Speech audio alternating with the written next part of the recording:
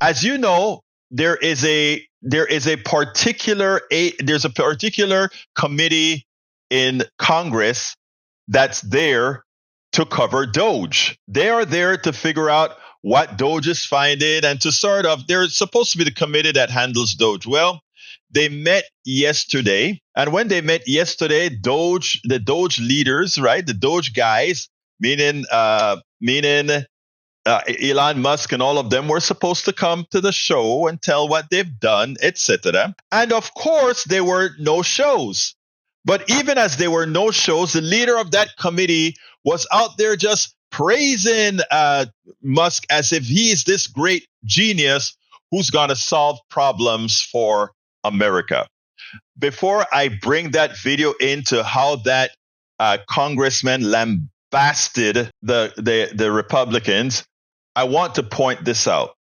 And I want to say this categorically. Elon Musk is not a genius. Elon Musk is barely engineering-wise competent. He's not even an engineer. His profession in school was economics, okay? And some other subject. He is not an engineer.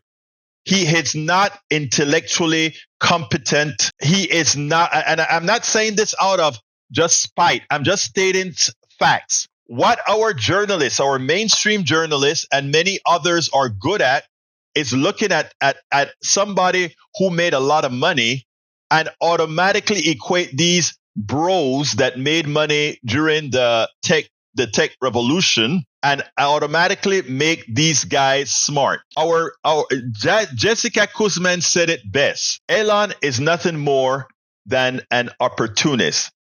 The guy doesn't really know much. Everything from SpaceX to Tesla, that is the intellect of many others, not him.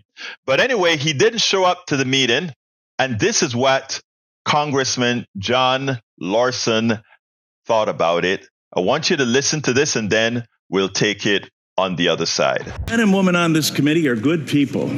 They're honest and caring people. And that's why I do not understand why you would relegate this committee to no longer being of significance and resort to saying you will do whatever Elon Musk and Donald Trump tell you to do. Where's the independence of the committee? Where's the legislature? We're an equal branch of government. And you start off with a blather, and yet look at the empty seats here. Where's Elon Musk? I'm sure he's a genius and is a very credible person because of the wealth he's accumulated. But that does not put him above the law or the responsibility to come before this committee in this Congress. If he's so great, if these plans and all the fraud and abuse that he's found are so evident, why isn't he here explaining it? You know why. Because he's out to privatize Social Security. He's been on television the last couple of days talking exactly about Social Security, Medicare, and Medicaid, and what he intends to do. Privatize it. The American people, some of them may have been born at night, but not last night. People are aware of this.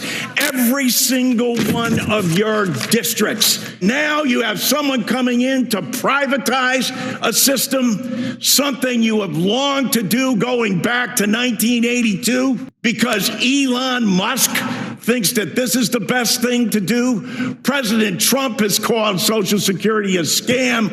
Elon Musk, as Mr. Neal said, called it a Ponzi scheme. Ask that of the people in your district. Ask that, Mr. Smith, of the more than 198,000 people in your district who rely on Social Security, and you won't even let the person who's planning to privatize it, who's telling the big lie in front of everyone, in bold as he possibly can, saying, this is what we're going to do. The Congress is in our back pocket. We don't even have to come before them and testify because we control the House, we control the Senate, and we control the presidency. And it's the tyranny of the executive. It's why these resolutions were first adopted back in 1789, because the founding fathers knew that the executive branch does not have total authority over the legislature unless you have a willing party that says, no, we're going to do exactly what you tell us to do, Mr. Musk and Mr. President. It doesn't matter to our constituents. It doesn't matter how much money they are not going to receive. We're not even going to tell them the truth about what's going to happen to them. They administer to over 70 million people in the nation's #1 anti-poverty program for the elderly and children. Shame! Shame! Can't bring people in front of this body? If he's right, if they're so good, if they're so just, why aren't they here telling the American people about it? They're not, because you know the truth. It's about privatization. It is absolutely about privatization. And that is what, look, let me tell you, when we're talking about shutdown and all of that, this is what's supposed to be spoken about day in, day out, day in, day out. When the government is going to shut down on Friday, they better be prepared. Democrats, that is, be prepared to let Americans know we are shut. We are not. The Republicans are shutting down the government for not negotiating a contract with a bill with Democratic input. They want to take your Social Security away. This bill is not a continuing resolution that's clean. This continuing resolution is giving Musk power.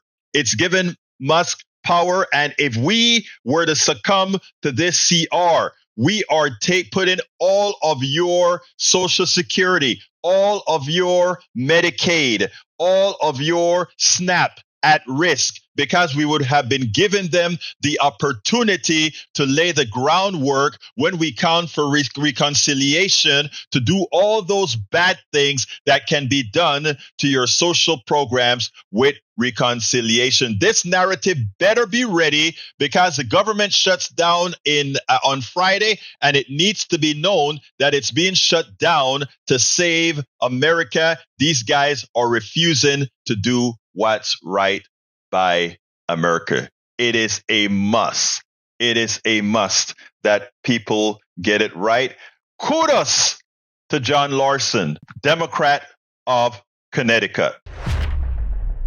We spend a lot of time deconstructing the news, trying to parse it into a form that everybody can understand. We try to find those little nitpicks where it flies above the fray, etc. If you really like these videos that we do, I want to ask a big favor. Please go ahead. Number 1, subscribe to our channel. And number 2, please join if you can. Thank you so kindly for watching. Keep watching. Please remember to share. We must populate the entire internet with our progressive message, a message that we know is what most Americans say that they want. So help us, please join.